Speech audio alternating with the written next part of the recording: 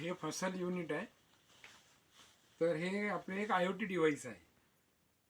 तर यात total 15 sensor आहेत. 15 सेन्सरपैकी 3 सेन्सर जे आहे ते जमिनीत आहे. तर जमिनीतले जे 3 सेन्सर आहे ते 2 वॉटर मॉइश्चर सेन्सर आहे आणि एक सॉइल टेम्परेचर सेन्सर आहे. तर वॉटर जे सॉइल मॉइश्चर टेम्परेचर आहे ते 2 स्टेजला लावलेले आहे. आता केळीसाठी त्यांची स्टेज जी आहे ती पहिली स्टेज आपण ठेवलेली आहे 5 इंचावर, 4 ते 5 इंचावर, आणि दुसऱ्या सेन्सरची स्टेज ठेवलेली आहे आपण एक साधारणतः 15 ते 18 इंचाच्या मध्ये.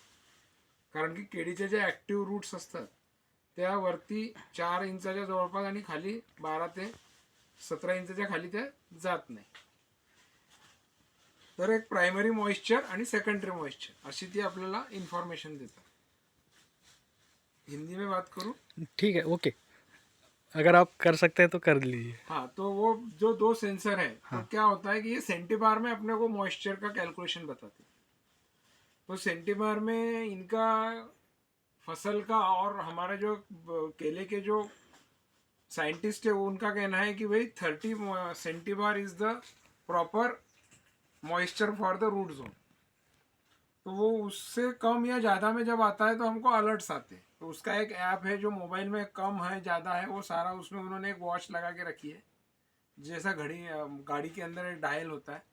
तो वो हमको समझता है कि अभी हमारा मॉइस्चर लेवल कितना है, हमको पानी की ज़रूरत है प्राइमरी लेवल पे, सेकेंडरी लेवल पे ज़रूरत है नहीं है.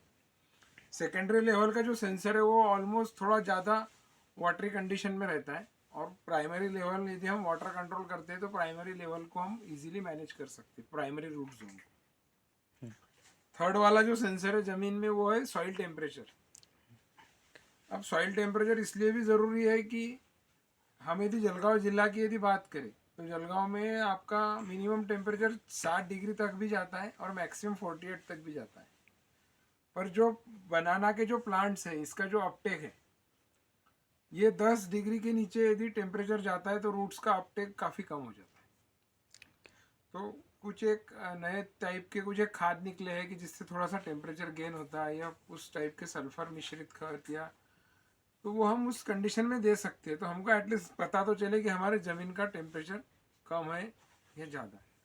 यह एक इरविनिया हीट रॉट करके एक डिसीज़ आता है जनरली बारिश शुरू होने के पहले यदि अर्ली प्लांटेशन रहा तो उस कंडीशन में बैक्टीरियल इन्फेक्शन हो जाता है रूट्स में, और वो बैक्टीरियल इन्फेक्शन की वजह से मॉर्टेलिटी, यदि हम उसको वो क्यूरेबल है वो डिसीज़, पर यदि हम उसको नहीं क्योर किया तो वो प्लांट मॉर्टेलिटी की ओर चला जाता है. तो इसलिए वो एक सेंसर ज़रूरी है. फिर अभी यहाँ तो कैनोपी हो गया हुआ है पूरा मशीन पे पान का. फिर उसमें एक ऊपर एक जो सेंसर लगा है ये रेनफॉल का सेंसर है जी. तो रेनफॉल का सेंसर हमें बताता है कि ये 500 मीटर की रेडियस में यानी आधा किलोमीटर में कितना रेनफॉल हुआ है. बढ़िया. और उसका ड्रेनिंग ऑटो ड्रेनिंग है वो. तो वो हमको कई बार ऐसा लगता है कि हमारे बाजू वाले फार्म पे रेन हुआ है और हमारे फार्म पे नहीं होता, पर हम वो अज्यूम कर लेते हैं कि भाई उसके खेत पे रेनफॉल हुआ या हमारे घर पे रेनफॉल हुआ तो खेत में हुआ ही होगा. तो वो अभी हम इससे हमारी जो ये है एक्यूरेसी बढ़ जाती है रेनफॉल की. उसके ऊपर एक सेंसर लगा हुआ है वो विंड स्पीड का है और विंड डायरेक्शन का है.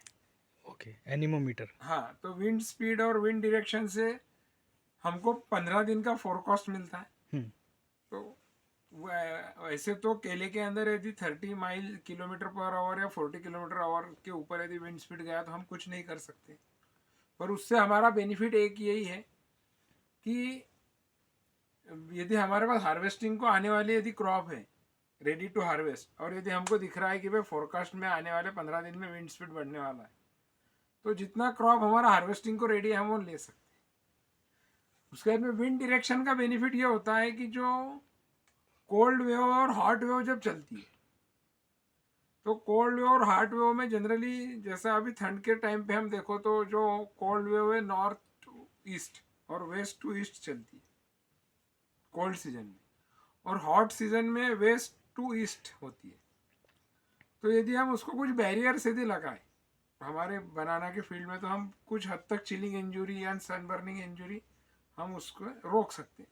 बट वो तो हम ये मशीन नहीं भी लगाए तो भी कर सकते हैं. बट जनरली क्या है कि एक हमको अलर्ट देता है तो हम उससे अलर्ट रहते हैं। फिर इसमें एक सेंसर है जो हमको वाटर, ये वाला जो वाइट वाला जो सेंसर लगा है, ये प्लांट का हमको ये बताता है कि आपके प्लांट का वाटर इवापोरेशन रेट क्या है, गुड। लीफ का। तो वाटर इवापोरेशन रेट और ये जो ब्लैक वाला जो सेंसर लगा है ये हमको प्लांट का क्लोरोफिल डेवलपमेंट उसका ठीक तरह से चल रहा है कि नहीं चल रहा है, वो दोनों की वो हमको इंफॉर्मेशन देता है। तो जो पूरा प्लांट है इसका जो पूरा प्रोसेस है ये पूरा फोटोसिंथेसिस पे चलता है। यदि आपका फोटोसिंथेसिस प्रॉपर है तो हर चीज़ अच्छी रहेगी। अब हम उसको खुद से बहुत कुछ नहीं कर सकते, पर फिर भी हमको उसकी एक जानकारी मिलती है कि भाई ये प्लांट का वाटर इवेपोरेशन रेट बराबर है या कम है, क्लोरोफिल डेवलपमेंट बराबर हो रहा है या नहीं। और एक इसमें ये इस पे से डिसाइड करता है वीपीडी, वेपर प्रेशर डिफिशिएंट। तो वेपर प्रेशर डिफिशिएंट से हमको क्या बेनिफिट मिलता है कि जो स्टोमेटा है जो लीफ का वो ओपन है या क्लोज है। अब उसमें उनका जो है किलो, उस तो भी एक यूनिट है, उसमें उनका वीपीडी पे वो हमको बोलते हैं कि फॉलियर एप्लीकेशन आपने करना है क्या नहीं करना है। ओके। यानी वीपीडी में उनका जो रिजर्व, वीपीडी का जो प्रिस्क्राइब लिमिट है उस लिमिट में यदि वीपीडी का ये है यूनिट, और उस कंडीशन में यदि हम न्यूट्रिशन का स्प्रे करते हैं तो वो प्लांट इजीली एब्सॉर्ब कर लेगा। कई सारे फोलियर एप्लीकेशन इंसेक्ट पेस्ट के लिए भी होते हैं, उस कंडीशन में उसका यूज़ नहीं है। पर वो फोलियर एप्लीकेशन में आपको ये भी बताता है कि आपका रेनफॉल होने वाला है क्या, विंड डायरेक्शन कौन से डायरेक्शन में है। अभी आपको फोलियर एप्लीकेशन करना है तो आप किस डायरेक्शन से किस डायरेक्शन में जाइए, ओके ओके। ताकि आपका जो उसका इफिशियंसी बढ़ जाए। डेफिनेटली। उसके बाद में एक जीडीडी करके है, ग्रॉस डे डेंसिटी। तो देखिए जब आप केले में, अभी हम जो पौधे देख रहे हैं केले के वीडियो में, इसकी लाइफ है 7 महीने का, इसकी एज है, यानी ऑलमोस्ट 210 डेज की एज है। तो ये मशीन हम तो जब प्लांटेशन किया था उस समय लगा दिया था, तो उस समय जो प्लांट की जो रिक्वायरमेंट थी वो बहुत कम थी। अब इसकी requirement full up to the mark है। तो जीडीडी क्या कैलकुलेट करता है कि जो प्लांट की जो ग्रोथ हुई है वो ग्रोथ के हिसाब से उसकी वाटर रिक्वायरमेंट कितनी है, न्यूट्रिशन रिक्वायरमेंट कितनी है, ओके उसकी क्लोरोफिल डेवलपमेंट है कि नहीं, तो वो भी वो कैलकुलेट करके हमको बताता है। ओके। सेकेंड थिंग, एक चीज की जो नीचे के जो 2 सेंसर लगे हुए हैं, उसमें मैं आपको एक चीज बताना भूल गया, एक प्राइमरी मॉइस्चर और सेकेंडरी मॉइस्चर। हाँ। तो ऑलमोस्ट अभी इंडिया में ऐसा कोई स्टेट नहीं है कि जहाँ 24 आवर्स लाइट है, मेरे जानकारी में, केले यानी किसानों के लिए। राइट। कहीं 10 घंटे है, कहीं 12 घंटे, कहीं 14 घंटे, कहीं 6 घंटे। और उसमें भी वो जो इलेक्ट्रिसिटी है, जो फार्मिंग के लिए जो इलेक्ट्रिसिटी गवर्नमेंट से देने वाले हैं, वो उसमें कंसिस्टेंसी नहीं है, उसको काफ़ी समय के लिए ब्रेक किया जाता है। यानी जो 8 घंटा भी इलेक्ट्रिसिटी मिल रही है उसको 2 से 3 बार में ब्रेक करते हो, 2 घंटे दिया फिर 10-20 मिनट का ब्रेक दे दिया। तो हमारे कई किसान भाई क्या करते हैं कि वो एक ऑटो स्विच मिला है आजकल जो ट्यूबवेल पे या मोटर पे, तो उससे आपका जब भी इलेक्ट्रिसिटी आती है तो मोटर अपने आप शुरू हो जाती है और आपके खेत में वाटरिंग एरिएशन शुरू हो जाता है, इरिगेशन। तो हम एक्सेस लीचिंग कंडीशन में जा रहे हैं, और न्यूट्रिशन जो है हमारा रूट्स लेवल के एक बार नीचे चले गए तो दुनिया में ऐसी कोई टेक्निक नहीं है कि हम उसको ऊपर ला सकें। तो ये जो प्राइमरी और सेकेंडरी मॉइस्चर सेंसर से क्या है कि हम हमारे फर्टिलाइज़र की काफ़ी हद तक बचत कर सकते हैं। अब इस साल हमने लास्ट ईयर से 30% ऑलमोस्ट फर्टिलाइजर्स कम यूज़ किए। क्यों? क्योंकि हमारी पानी की जो देने की जो ये है साइकिल्स, और लास्ट ईयर जो साइकिल थी उसमें ऑलमोस्ट 40% हमने वाटर सेविंग किया। वाह। तो वाटर सेविंग के साथ क्या हुआ कि हमने जितना न्यूट्रिशन दिया उस न्यूट्रिशन को भी प्लांट की ग्रोथ, तो हमको जो लास्ट ईयर उससे एडिशनल न्यूट्रिशन देने के बाद भी उतनी ही ग्रोथ लग रही थी। ओके। और लास्ट ईयर का यदि हमने सिनेरियो देखो, दो यानी ये जो 12 महीने जो गए, लास्ट 12 मंथ, इसमें जितने भी फर्टिलाइजर्स या इंसेक्टिसाइड पेस्टिसाइड अवेलेबल है इनकी सभी की कॉस्टिंग डबल हो चुकी है। तो हमारी इनपुट कॉस्ट डबल हो गई, आउटपुट कॉस्ट सेम है। यस। तो हम यदि 20% या 10% भी न्यूट्रिशन में यदि सेव करें तो एक मेजर अमाउंट हम सेव कर सकते हैं वाटर से। यस। तो ये एक बहुत बड़ा बेनिफिट है। और जो फॉलियर एप्लीकेशन में भी यदि हमको डायरेक्शन पता चल जाए या हमको ये पता चल जाए कि भाई आज रेनफॉल परफेक्ट होने वाला है और उसके पहले हमारा फॉलियर एप्लीकेशन होता है तो हम उसको रोक देंगे। सेकेंड थिंग क्या है कि इसमें दो तीन चीज़ें और हमको वो बताता है कि जैसा कैटरपिलर का आपके प्लॉट पे अटैक आने वाला है, एफिड थ्रिप्स माइट्स का अटैक आने वाला है, तो ये इसमें है ना एक मैथमेटिकल एल्गोरिथम इन्होंने सेट किया है मशीन में। अभी हम देखो कैटरपिलर कहीं उड़ के तो आते नहीं, वो जमीन में ही होते हैं। वो जब उनको फेवरेबल क्लाइमेट मिल जाता है तो वो उसके जो स्पोर्स होते हैं वो स्पोर्स में से वो एग्स में कन्वर्ट होते हैं, एग्स में से फिर कैटरपिलर में कन्वर्ट हो जाता है। तो वो जब उनको एक प्रॉपर क्लाइमेट और यानी ह्यूमिडिटी, पानी और टेम्परेचर, ये तीन चीज़ों का जब मिलाप हो जाता है, उसका प्रॉपर उसको मिल जाता है, अलाइनमेंट हो जाता है, तो उनकी डेवलपमेंट होना फास्ट हो जाती है। तो वो एल्गोरिथम इस मशीन में उन्होंने सेट किया है। तो कैटरपिलर का प्रजनन होने का जो समय शुरू होता है तो वो मशीन हमको बताता है कि भाई आने वाले समय में आपके प्लॉट पे कैटरपिलर का अटैक आने वाला है। और यदि जब हमको एसएमएस आना शुरू होते उसके 10-12 दिन बाद यदि हम देखो तो हमारे फार्म पे कहीं ना कहीं हमको कैटरपिलर दिखेंगे। ओके। अब जो सीएमवी जो है वो thrips mites aphids white fly की वजह से सीएमवी आता है। तो उसका भी एल्गोरिथम इन्होंने इसमें सेट किया है, वो हमको अलर्ट देता है। अब अलर्ट मशीन का काम है अलर्ट देना, और उसने अलर्ट देने के बाद में हमारा काम क्या है कि हम जाके चेक करो कि भाई जो अलर्ट मिल रहा है वो एग्जिस्टेंस है क्या। वो एग्जिस्टेंस यदि है तो हम उसका स्प्रे कर लो।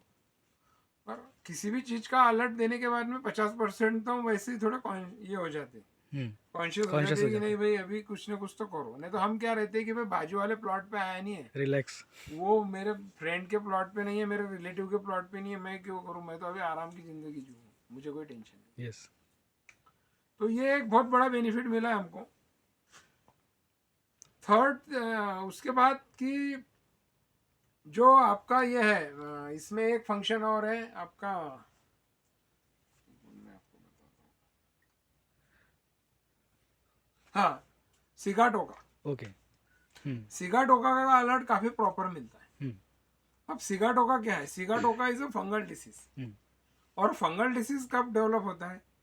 जब ह्यूमिड क्लाइमेट है, means humidity is more than 90% for continuous 8-10 days.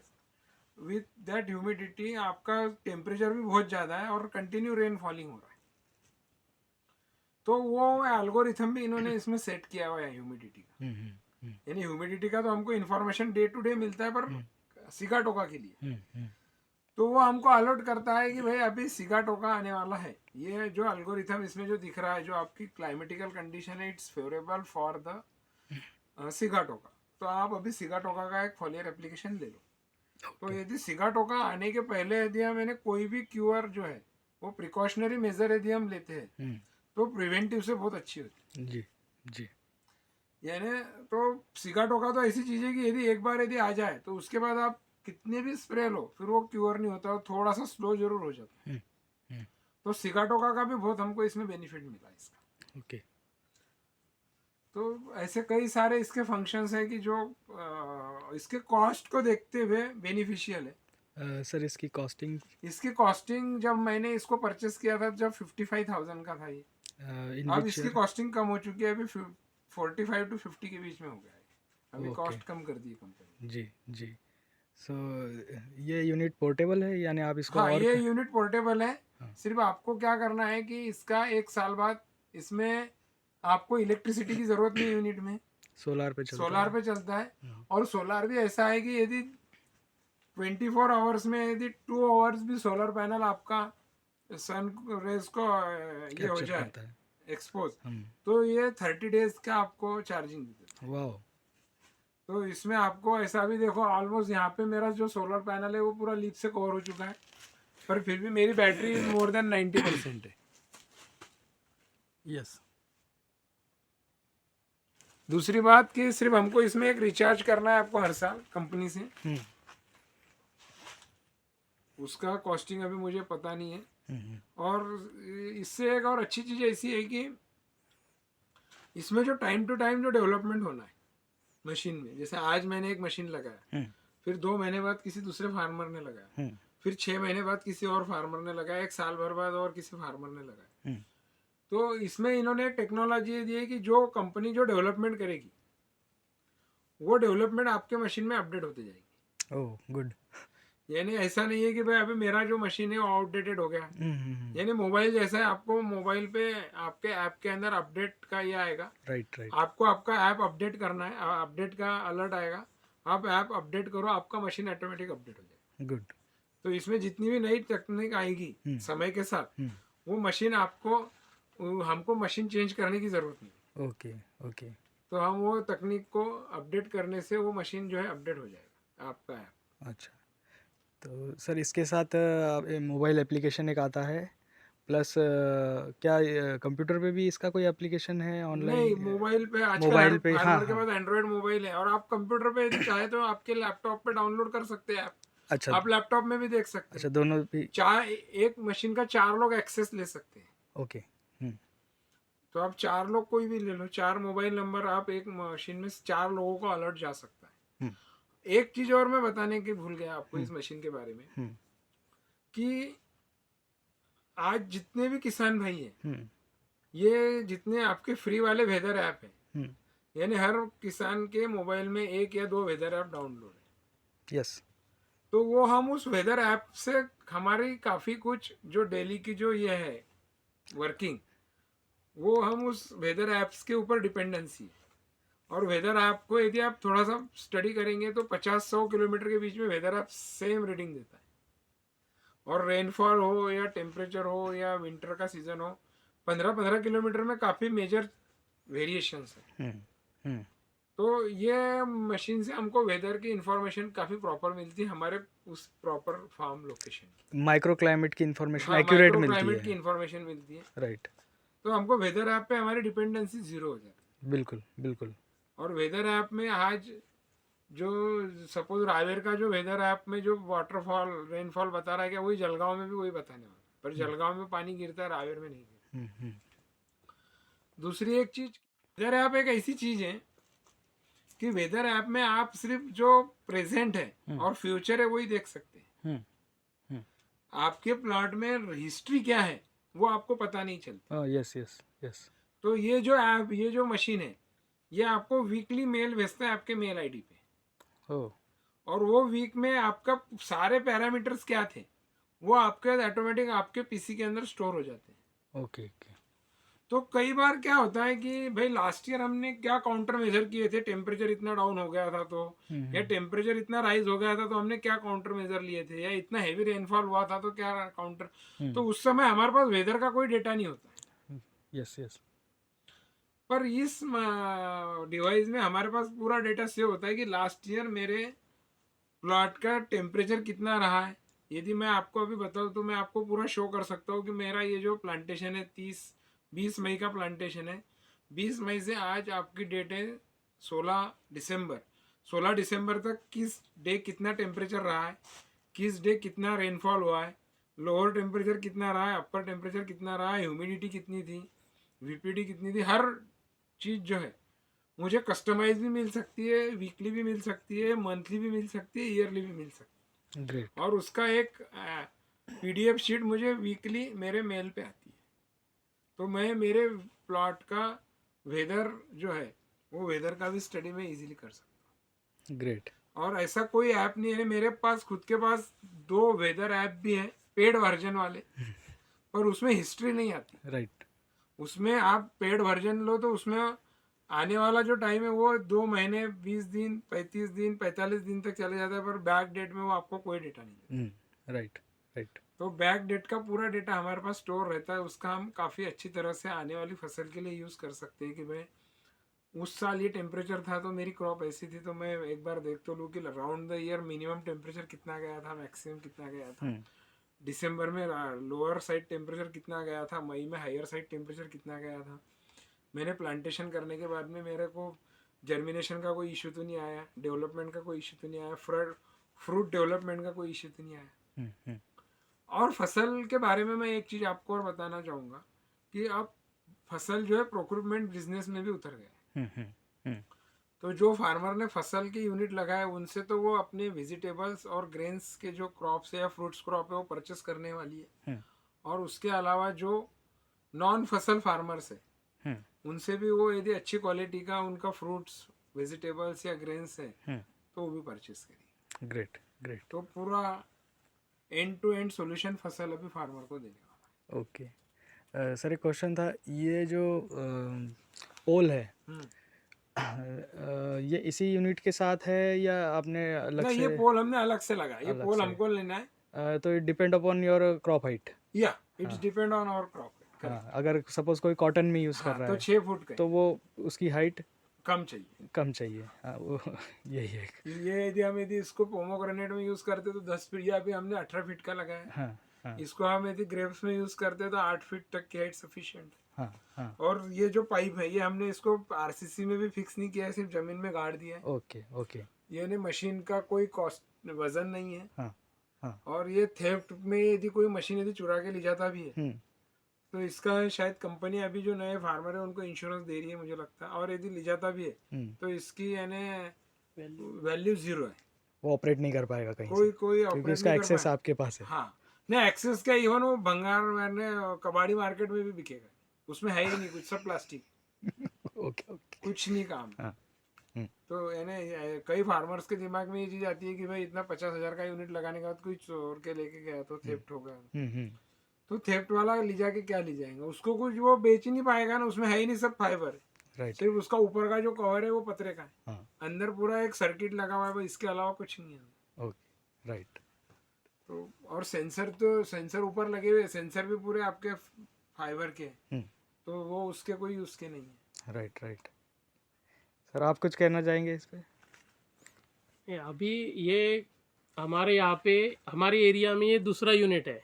Okay. जो पहला सबसे पहला जो यूनिट था, हाँ। हमारे यही के किसान है प्रेमानंद महाजन, उनके खेत में पहला यूनिट था। उन्होंने अभी 1 साल का उनका एक एक्सपीरियंस हो गया उनके यूनिट के साथ। अभी उन्होंने ये सेकंड सीजन है उनका, सेकंड यूनिट हमारे ब्लॉक में, ये विशाल अग्रवाल जी का ये सेकंड यूनिट है। अभी इनको जो रिजल्ट मिल रहा है, ये अदर किसान सुन के या तो देख के, अभी कम से कम हमारे रीजन में 40 तक यूनिट हो चुके हैं और बहुत सारे किसान क्यू में हैं। तो ये इसका मेजर जो बेनिफिट इन्होंने बताया, जैसे हमारा जो कॉस्टिंग बढ़ रहा है फर्टिलाइज़र का, तो उस हिसाब से हम पहले से ही एज ए इरिगेशन कंपनी हम पहले से ये बता रहे किसानों को कि आप इरिगेशन जो है वो सिर्फ रूट जोन को दीजिए, सॉइल को हमें इरिगेशन करना नहीं है, फसल को करना है। तो उसकी रूट्स जिस डेप्थ में है उसी डेप्थ में आपको इरिगेशन करना है, तो उसी डेप्थ में आपका फर्टिगेशन होगा। जनरली क्या हो रहा है, इरिगेशन हावर्स ज़्यादा है और उसी समय में फर्टिगेशन करते हैं किसान, तो उससे न्यूट्रिशन अवेलेबिलिटी का जो रेशियो है, तो मैं विदाउट कैलकुलेशन ऐसे कहना चाहूँगा कि मिनिमम 50% तो लीच आउट हो जाते हैं, मिनिमम टू मिनिमम, और 50% के अंदर ही वो अवेलेबल होते। तो ये बहुत इम्पॉर्टेंट चीज़ है किसानों के लिए कि जिसके इनपुट्स वो बचा सकते हैं। जैसे मैंने बताया कि जो हमें ह्यूमिडिटी वगैरह सब इसमें डाटा आ जाता है, तो उससे हम सिगाटोका अभी एक मेजर डिसीज़ है फंगल डिसीज़ में, CMV सेकंड डिसीज़ है। तो इससे अगर हमें प्राइमरी इन्फॉर्मेशन मिलती है तो हम प्रिवेंटिव स्प्रे ले सकते हैं। जैसे अगर आप प्रिवेंटिव स्प्रेइंग लेते हो तो आप किसी भी डिसीज़ को क्योर कर सकते हैं या तो प्रिवेंशन कर सकते हैं। क्यूरेटिव में ज़्यादा रिजल्ट नहीं मिलता, लेकिन प्रिवेंशन बहुत बढ़िया मिलता है। तो ये यूनिट सभी किसानों के लिए बहुत बेहतर यूनिट है और कॉस्ट भी बहुत ज़्यादा नहीं है, अप्रोक्सीमेट 50,000 के करीब है। समथिंग। तो ये बेनिफिशियल तो बहुत है और बेनिफिट्स भी बहुत है। तो मैं ऐसा बोल सकता हूँ कि जो किसान केला लगाता है उन्होंने 1 यूनिट तो भी लगाना चाहिए, क्योंकि ये बेनिफिट है, ये उनका खुद का वेदर स्टेशन है। Yes, हमें किसी के ऊपर डिपेंडेंट नहीं रहना है। और जैसे विशाल भाई ने बताया कि ये उनके खेत का वेदर डाटा देता है, तो हमें सराउंडिंग एरिया का वेदर डाटा नहीं चाहिए, हमारे ही खेत का चाहिए। तो ये यूनिट उस चीज़ के लिए ज़रूरी है। धन्यवाद सर, आप दोनों ने इतनी मूल्यवान जानकारी दी और हम आशा करते हैं कि बाकी किसान भाई भी जागरूक रहें अपने खेती के प्रति, और जो मार्केट में अवेलेबल जो एप्लीकेशंस है उन वेदर डेटा पे ना रिलाई करके अपना खुद का वेदर स्टेशन इंस्टॉल करें, और खुद स्टडी करें कि हमारा क्रॉप क्या रिस्पॉन्स करता है किस वेदर पे, हम किस तरह से प्रोफिलेक्टिक स्प्रे करके अपने क्रॉप को सेव कर सकते हैं, और जो कॉस्ट ऑफ कल्टीवेशन है उसमें हम कैसे कमी ला सकते हैं। तो धन्यवाद आप दोनों का एक बार फिर से। Thank you. Thank you.